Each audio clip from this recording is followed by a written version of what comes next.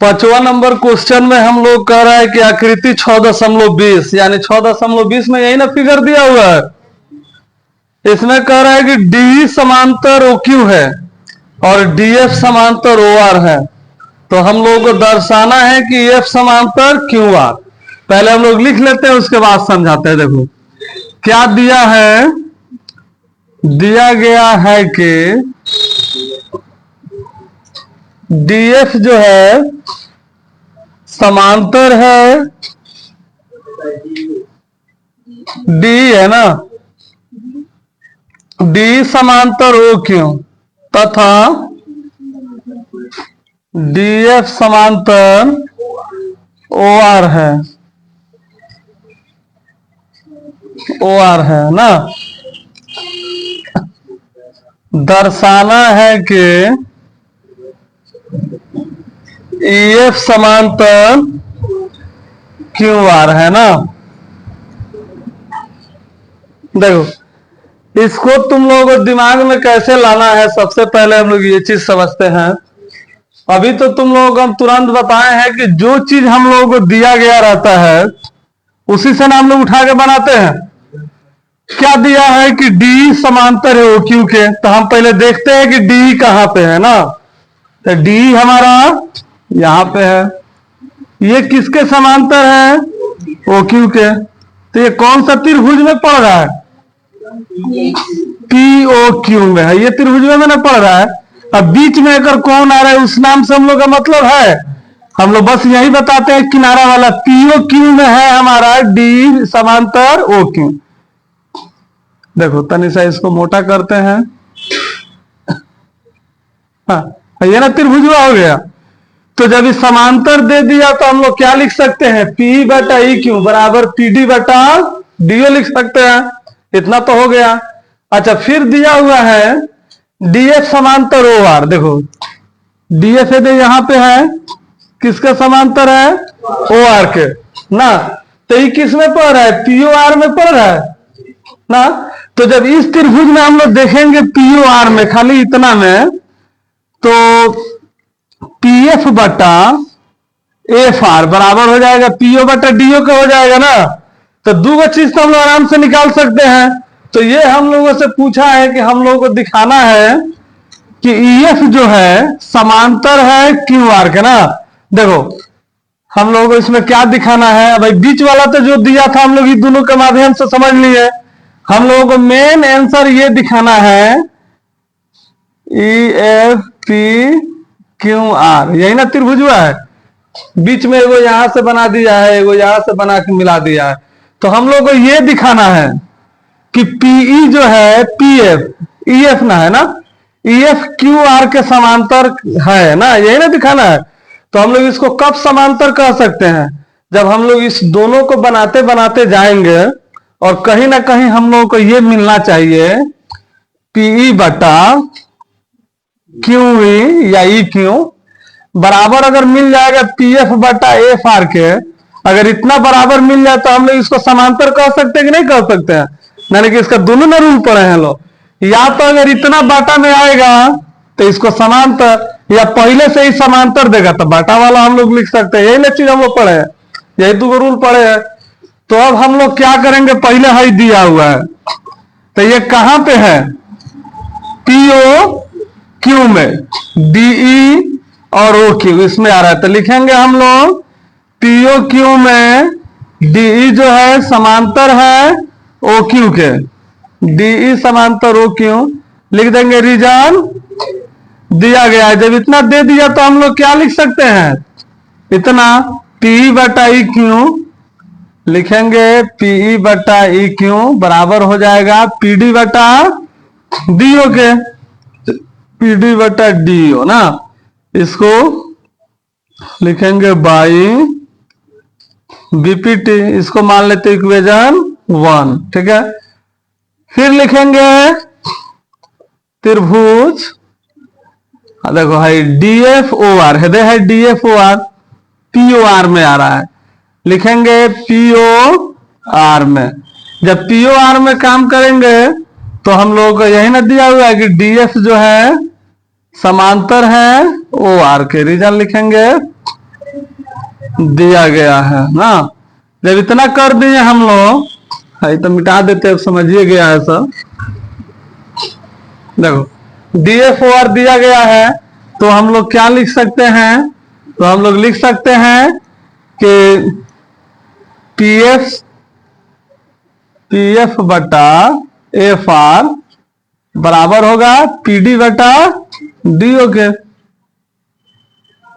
इसका क्या रीजन लिखेंगे, बाई BPT ना। ये हो गया हम लोग समीकरण 2। अब समीकरण 1 और 2 को अगर हम ध्यान से देखते हैं तो देखो PD बटा DO इसके बराबर, और यहाँ पे भी PD बटा DO ही इसके बराबर। तो यानी कि ये दोनों भी आपस में क्या होगा, बराबर होगा, क्योंकि कोई एक साइड वाला बराबर तो बाकी के साइड वाला भी क्या होगा, बराबर। अगर मान लो PD इधर रहता और ये PF बटा FR इधर, तब भी बराबर है ना होता, कि नहीं रहे उससे मतलब नहीं है। तो हम लोग लिखेंगे समीकरण 1 और 2 से ना, PE बटा EQ बराबर हो गया PF बटा FR के। लेकिन हमको इतना थोड़ा लाना था, हम लोगों को तो इतना ना लाना था। अब हम लोग देखेंगे कि आखिर कहाँ है, क्योंकि 1 2 को बनाए तो इतना आ गया, तो ये है यहाँ पे PE बटा EQ बराबर है PF बटा FR के।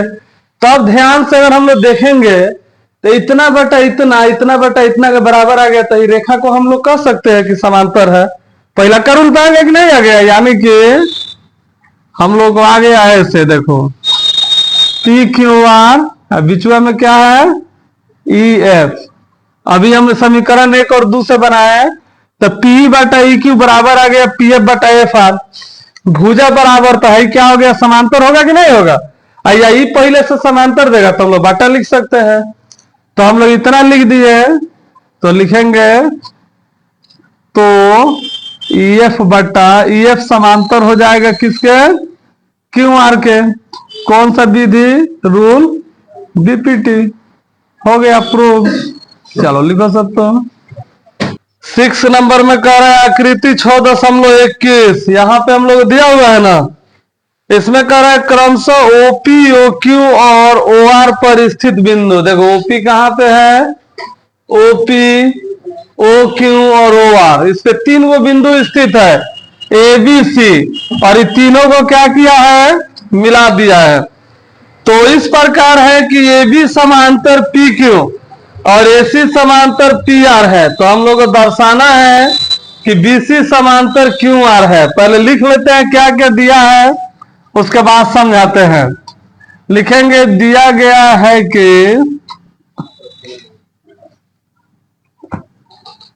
PO OP दिया है ना, तो इसमें हम लोग OPJ लिखते हैं। OP OQ तथा OR पर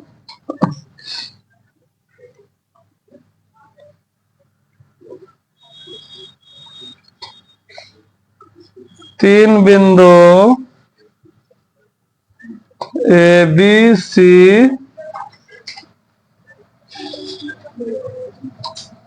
इस प्रकार है कि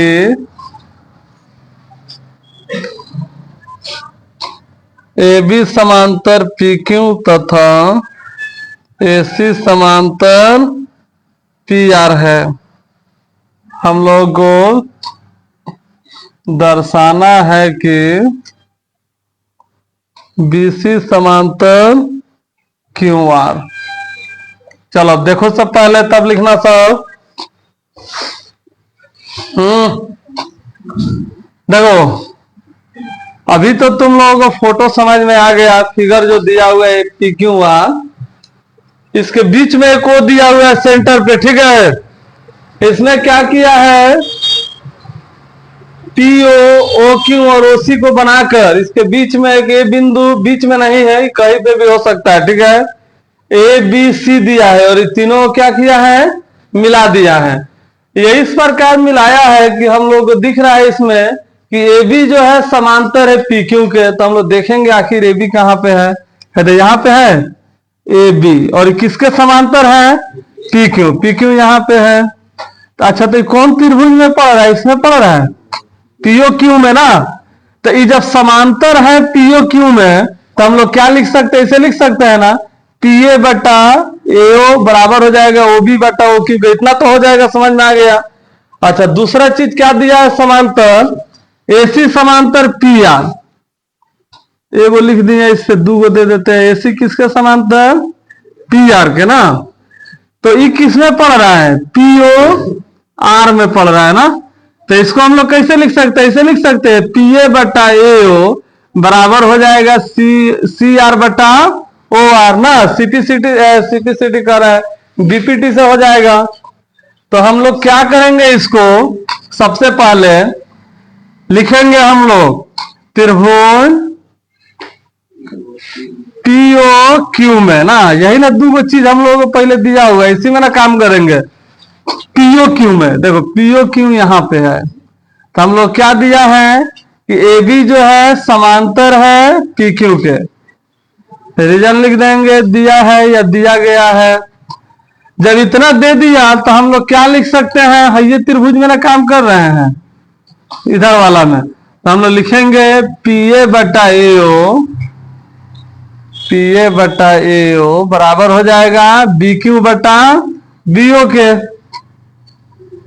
बीओ के। इसका क्या रीजन लिखेंगे, बाई बीपीटी, समीकरण 1। अच्छा, इसके बाद में अब कहां पे हम लोग काम करेंगे, दूसरा चीज ये दिया हुआ है, एसी किसके समांतर है, पी आर के। तो एसी हमारा यहाँ पे है, पी आर यहाँ पे, यानी ये हमारे ये त्रिभुज में पड़ रहा है पीओ आर में। तो हम लोग लिखेंगे त्रिभुज, लिखेंगे अब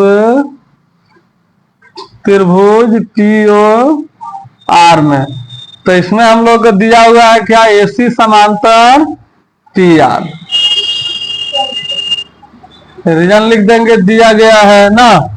तो इसके बाद में रे समझो पहले तुम लोग, नहीं तो फिर दिक्कत होगा।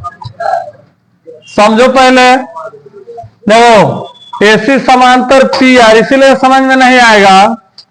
जब ये लिख दिए तो ये किस में आ रहा है, इसमें आ रहा है पीओ आर में ना। तो फिर हम लोग उसी तरह लिखेंगे इसमें पी ए बटा एओ, पी ए बटा एओ बराबर हो जाएगा किसके, सी आर बटा सीओ के, सीओ के ना। इसका क्या रीजन लिखेंगे, बीपीटी। अब देखो इधर ध्यान से, यह हो गया समीकरण 2।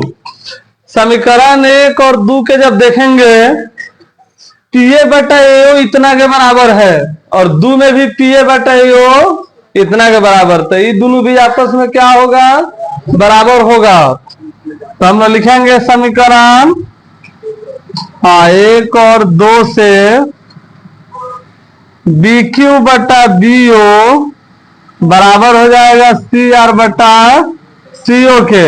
हाँ, लेकिन हमको लाना है इतना आंसर, बीसी समांतर क्यू आर ना। तो अब अगर हम ध्यान से देखेंगे हम लोग क्या मिल गया, बी क्यू बटा बीओ, देखो बी क्यू बटा बीओ बराबर है सी आर बटा सीओ के, सी आर बटा सीओ के। तो यही त्रिभुजवा में ये जो दो गो भुजा जो हो रहा है, इतना बटा इतना बराबर हो गया इतना बटा इतना, तो हम कह सकते हैं कि समांतर हो जाएगा इसके, हो जाएगा कि नहीं हो जाएगा बीपीटी से। तो हम लोग लिख देंगे इतना, या बीसी समांतर क्यू आर लिखेंगे बाई बीपीटी, हो गया प्रूफ। चलेगा हाँ।